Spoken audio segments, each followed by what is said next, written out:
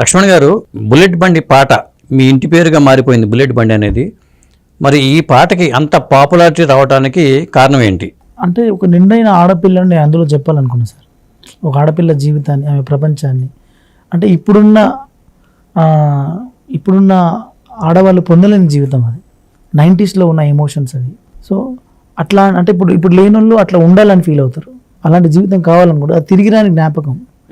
So ఆ జ్ఞాపకంలో ఉన్న మన తెలియంటి అమ్మాయిని తీసుకొచ్చి ఆ పాట ద్వారా చెప్పిన. సో ఆ పాట కుటుంబం అంతా కలిసి ఎందుకు వింటారంటే, ఆ పాట విన్నప్పుడు తండ్రింటే కూతురు గుర్తొస్తుంది, తల్లింటే కూతురు గుర్తొస్తుంది, అన్నింటే చెల్లె గుర్తొస్తుంది. ఇట్లా అన్ని బంధాలకు దగ్గరైన పాట అది. ఎందుకంటే ప్రతి ఇంట్లో ఒక ఆడపిల్లను దేవతలాగా పోలుస్తారు. సో ఆ దేవతకు అన్ని విలువలు ఉంటుండే అప్పుడు. ఆ దేవత అంత విలువలతో పెరుగుతుంటుండే అని ఇప్పుడున్న ప్రపంచం కొంచెం కోల్పోయింది అప్పటి జీవితాన్ని. అంటే నేను చూసిన మా అమ్మ జీవితాన్ని, నేను చూసిన మా పిన్ని జీవితాన్ని, మా అక్కల జీవితాన్ని అందులో రాసిన. సో ఈ జీవితాన్ని ఇప్పుడున్న ప్రపంచం కోల్పోయింది. సో ఇది ఈ విలువల్లో పెరగాల్సిన ఆడళ్ళ జీవితం. ఈ ప్రపంచాన్ని మిస్ అయిపోయిన కొంత. సో నిండైన ఆడపిల్ల లక్షణాలు ఇలా ఉండాలని కొందరు. సో ఇది అంత కుటుంబంలో ఒక భాగం అయిపోవడానికి కారణం ఒక ఆడపిల్ల అని చెప్పిన నా నమ్మకం సార్. అది ఈ పాటకి ఒక కొత్త జంట, పెళ్ళైన జంట డాన్స్ చేయడం అనేది పాటకి ఎంతవరకు హెల్ప్ అయింది అనుకుంటున్నారు? యాక్చువల్లీ అది విజువల్ అయినప్పుడే నేను ఆ కాన్సెప్ట్ చెప్పిన సార్. నేను ఇప్పుడు ఒక రైటరు నా లోపల ఇన్నర్గా నేను కొంచెం కొద్ది గొప్ప విజువల్ తీసే సెన్స్ కూడా నా దగ్గర ఉంది.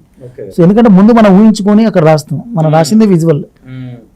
సో అట్లా నేను ఆ పాట చేసినప్పుడే నేను తీస్తున్న ప్రొడక్షన్ చెప్పిన నేను, మేడం ఇది పెళ్లి కూతురు గెటప్ వేసుకొని ఆమె ప్రపంచాన్ని ఆమె భర్తకు పరిచయం చేస్తున్న ఒక కాబోతున్న భార్య కథ అది.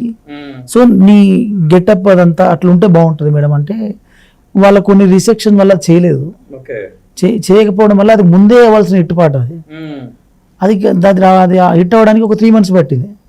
చిన్నగా అది రిలీజ్ అయిన 1 week కొంచెం బజ్ లేకుండే, 1 week తర్వాత బజ్ స్టార్ట్ అయింది.